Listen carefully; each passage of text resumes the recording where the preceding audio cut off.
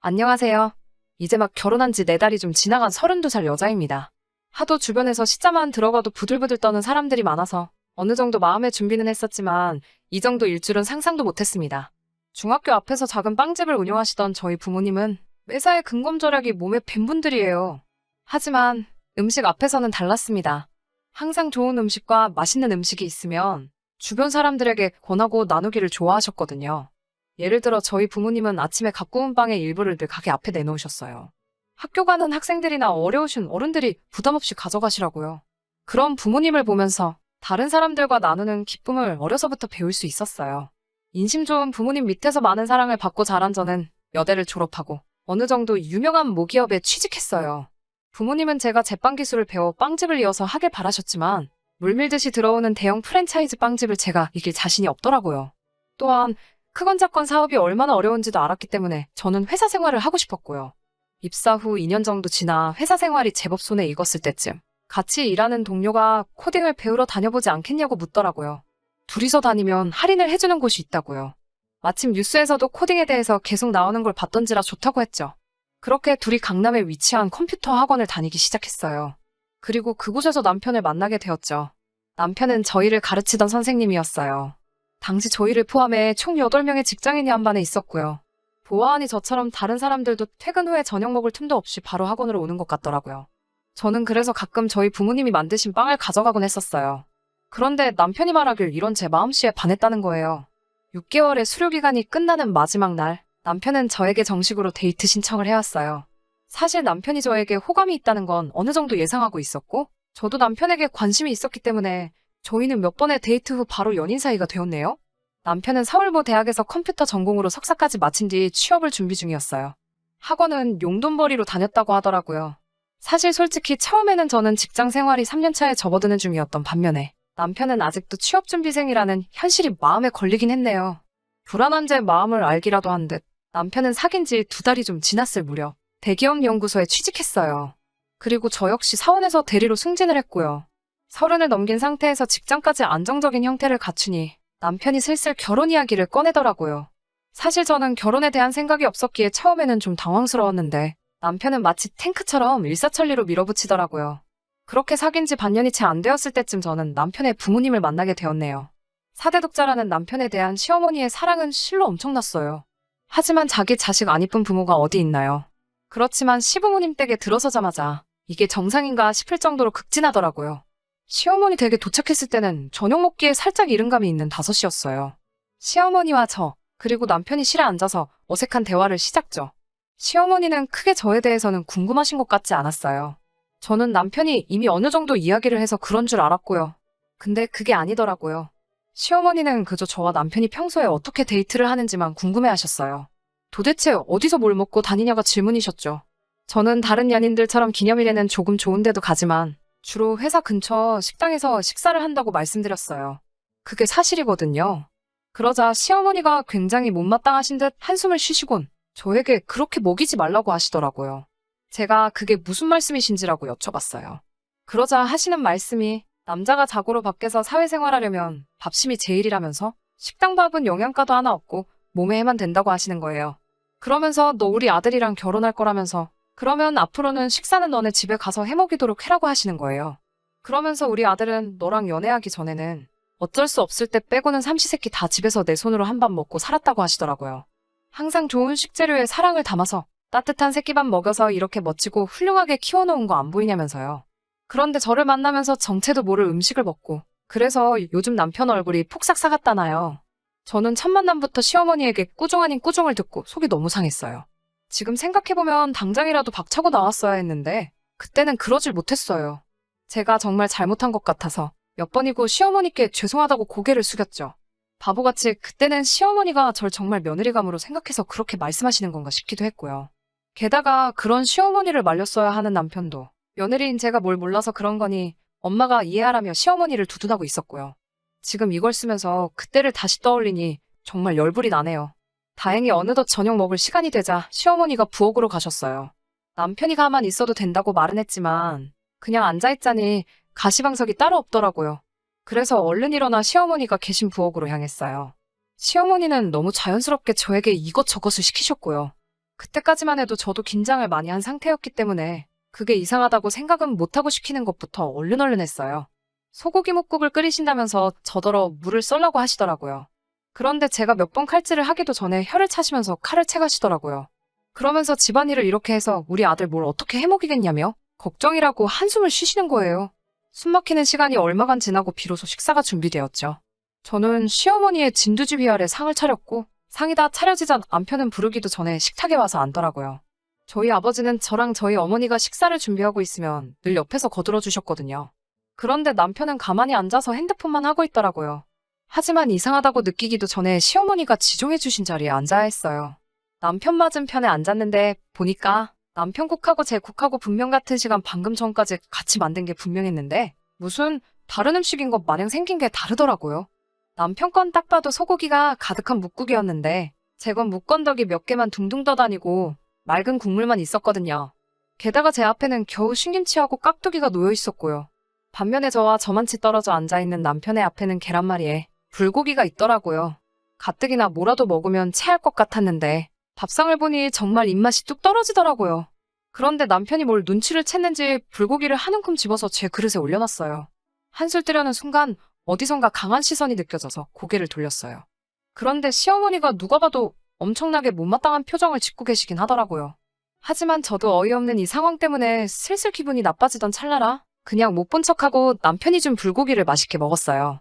보란듯이 식탁을 가로질러 제 팔을 쭉쭉 뻗어가면서 남편 앞에 있는 반찬도 집어다 먹고요. 그날 저녁 집에 돌아와 남편하고 통화를 하면서 남편에게 오늘 기분이 별로였다고 솔직히 말했어요.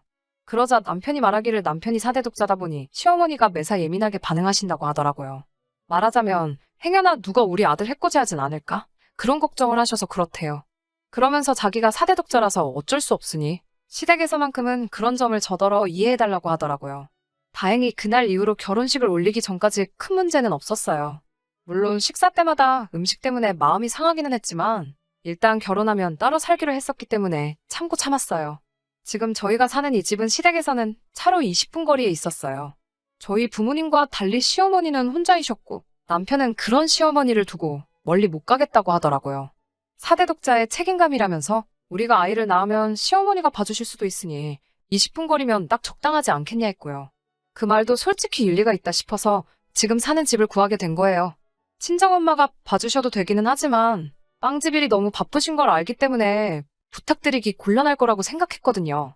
그런데 문제는 집이 멀지 않다 보니까 하루가 멀다 하고 시어머니가 집에 오시더라고요. 정말 일주일에 5번은 오시는 것 같았어요. 오시는 이유는 딱 한 가지, 남편 먹을 음식이었죠. 저희 친정어머니도 저랑 남편이 좋아하는 반찬을 해서 오시긴 하셨어요. 그렇지만 보통 한 달에 한 2번 정도였고요. 그런데 저희 시어머니는 정말로 삼시세끼를 다해서 한가득 가지고 오시는 거예요. 속사정을 모르는 사람들은 저더러 그런 시어머니가 세상에 또 어딨냐며 너 정말 복받았다고 했지만 그게 정말 얼마나 빈정상하고 치사한지 몰라요. 왜냐면 반찬을 항상 1인분만 가지고 오셨거든요. 둘이서 나눠 먹기에는 정말 애매한 양으로요. 국도 꼭 다르게 가져다 주세요. 남편 거하고 제 거를 통에 따로 담아서 오시는데요. 남편 거에는 꼭 표시를 해오세요. 한 번은 닭죽을 해오셨는데요. 제 거는 정말 푹 퍼진 밥알만 한 사발이더라고요. 반면에 남편 거는 고기 건더기가 한 숟가락 뜰 때마다 한 움큼씩 올라왔고요. 제가 제 거는 왜 고기가 없어요라며 애교 섞인 목소리로 여쭤보니까 시어머니는 조금도 망설임 없이 저더러 살찐 것 같아서 일부러 밥 위주로만 넣었다고 하시는 거예요. 저 165에 48kg 나가거든요. 남편은 175에 80kg고요. 그것보다도 달곰탕이면 몰랐을까 이건 닭을 잘게 썰어 만든 닭죽인데 그 와중에 고기 건더기를 일부러 골라냈다는 사실이 더 놀랍더라고요. 어떤 의미로 보면 진짜 그 집념이 대단하다고 느낄 정도였어요. 또 저번에는 김치전을 부쳐오셨는데요. 남편 김치전에는 김치랑 돼지고기가 무슨 피자 토핑 마냥 잔뜩 올라가 있는 반면 제 거는 정말 무슨 고추장떡 마냥 벌겋기만 하고 아무것도 없더라니깐요. 반죽에 김치 국물만 넣어서 새로 만들어 오신 건가 싶었어요. 처음에는 너무 서운해서 남편한테 몇 번 하소연도 했는데 나중에는 막말로 치사하고 더러워서 안 먹는다는 생각이 들대요. 그리고 사실 남편이 시어머니 음식을 그렇게 좋아하지도 않거든요. 시어머니가 하는 음식 가짓수에 비해 음식 솜씨가 많이 없는 편이에요. 그나마 그 중에서 몇 가지는 제대로 배우신 건지 제가 먹어본 바로는 맛이 없는 건 여전하지만 그래도 엄마 밥이라고 좋아하는 반찬이 몇 개 있기는 했어요. 그 몇 가지 음식을 제외하면 남편도 시어머니가 보고 계시는 상황이면 맛있게 먹는 척 연기를 하더라고요. 그런데 안 계시면 좀 먹는 척만 하다가 바로 버리기 일쑤였고요. 그런데 엊그저께 정말 서운하고 속상한 일이 생겼어요. 제가 잠을 잘못 잤는지 목에 담이 와서는 걷기조차 힘들더라고요. 약을 먹을래도 빈속에 먹을 수가 없잖아요. 냉장고는 텅텅 비었고요. 배달을 시켜 먹을까 했는데 배달비 내기도 좀 아깝기도 하고 그래서 시어머니가 저번에 가져오셔서 얼려놓은 전복죽을 데우고 있었어요. 저번에 남편이 입맛이 없다고 하니까 시어머니가 이번에도 딱 1인분만 해다 주셨거든요. 그런데 남편이 한 숟갈 먹더니 이게 무슨 전복죽이냐고 먹기 싫다며 버리려고 하길래 제가 아깝다고 얼린 거였어요. 그런데 갑자기 삐비비빅 소리가 나더니 현관문이 열리더라고요. 저는 남편인 줄 알고 자기야 일찍 왔네라고 나갔는데 시어머니가 서 계신 거예요. 시어머니가 어떻게 비밀번호를 아신 건지 짜증이 나더라고요. 어쩐 일로 오셨냐 물으니 우리 아들 주려고 사골 구워왔다면서 부엌으로 성큼성큼 향하시더라고요. 비밀번호는 어떻게 아셨냐고 물었는데 제 말에는 대답도 없이 시어머니는 식탁을 보고는 너 남편 거 또 뺏어먹니라고 물으시는 거예요. 그러면서 너는 태어나서 음식 구경도 안 해봤냐며 계속 면박을 주시더라고요. 저도 속이 부글부글 끓고 있었지만 어떻게든 누르고 있었어요. 그런데 시어머니가 결정타를 날리시더라고요. 양손에 들고 있던 핸드백과 사골 담긴 들통을 내려놓으시면서 아침 저녁으로 남편한테 한 그릇씩 먹게 하래요. 그러더니 다시 제 식탁을 보고는 진짜 얼마나 없이 살았길래 남의 음식을 훔쳐먹어? 거지 새끼도 아니고 말이야. 라고 하시는 거예요. 제가 시어머니께 지금 뭐라고 하셨냐고 물으니 옛날에는 며느리가 아들 밥 훔쳐먹으면 집에서 뒤지게 맞고 쫓겨나도 할 말이 없었다고 자기 같은 시어머니 둥골 행운으로 알라고 하시더군요. 그 말을 듣는 순간 시어머니가 저를 어떻게 생각하는지 잘 알겠더라고요. 자기 아들 끼니마다 밥 챙겨주게 붙여놓은 사람인데 자기 아들 안 볼 때 아들 음식 훔쳐먹는 기생충으로 생각한 거죠. 저는 너무 화가 나서 당장 사과하시라고 소리를 질렀어요. 치사해서 이런 말은 안 하려고 했지만 하다못해 빵 하나라도 제가 사다 놓으면 말도 없이 그거 갖다 먹는 건 시어머니 아들이라고요. 그러니까 그렇게 돼지처럼 살이 쩌쩌라면서 소리를 쳤어요. 그러자 시어머니가 우리 아들더러 지금 돼지라고 했냐면서 개고픔을 무시더군요. 그동안 그 막말을 듣고도 고분고분하게 내내하던 며느리가 갑자기 돌변하니 놀라셨나 봐요. 저더러 드디어 본색을 드러낸다면서 원래 식탐 많은 애들이 성질도 더럽다는 거예요. 저는 정말 더는 참을 수가 없어서 시어머니가 가져오신 들통을 발로 걷어쳐버렸어요. 그랬더니 그 안에서 식어서 뭉글뭉글해진 사골이 쏟아졌죠. 의도한 건 아닌데 그 사골이 시어머니 핸드백 위로 쏟아졌더라고요. 바닥도 난리가 났죠. 시어머니는 핸드백 물어내라고 난리가 났어요. 저는 싫다고 거기다 대고 같이 소리를 질렀어요. 뭐냐 2년 한번 해보자는 거지 라고 하시면서 남편한테 전화를 거시더라고요. 제가 바로 옆에 있는데도 남편에게 전화로 하는 말이 제가 들통을 들어서 어머님 핸드백에 사골을 부었다며 거짓말을 하시는 거예요. 남편이 전화 받고라고 해서 받았더니 지금 당장에 온다고 두 사람 다 가만히 있으라고 으름장을 놓더라고요. 얼마나 지났는지 남편이 숨을 몰아쉬며 신발도 내동댕이 지듯 벗어던지며 들어오더라고요. 저는 그때만 해도 남편이 제 편을 들어줄 줄 알았어요. 그런데 남편은 시어머니가 하는 말만 듣고 제 입장은 들으려고도 안 하더라고요. 그러더니 저한테 어떻게 감히 시어머니 물건을 망가뜨리냐면서 저를 때리려고 하더라고요. 제가 너무 놀라서 도망을 갔어요. 그런데 남편이 부엌에서 거실로 저를 따라 쫓아나오다가 그 엎어진 사골을 밟고 미끄러진 거예요. 제대로 미끄러졌는지 아예 일어나지도 못하더라고요. 낑낑거리며 앓는 소리만 내고요. 그 광경을 지켜보던 시어머니는 저것이 우리 아들 잡는다면서 경찰을 부르겠다며 소리를 지르고요. 남편은 그날 발목인대가 늘어나 전치 2주의 부상을 입었는데요. 남편과 시어머니는 둘 다 저를 고소하겠다고 난리더라고요. 저는 할 테면 하라고 했어요. 제가 했다는 증거 있냐고요.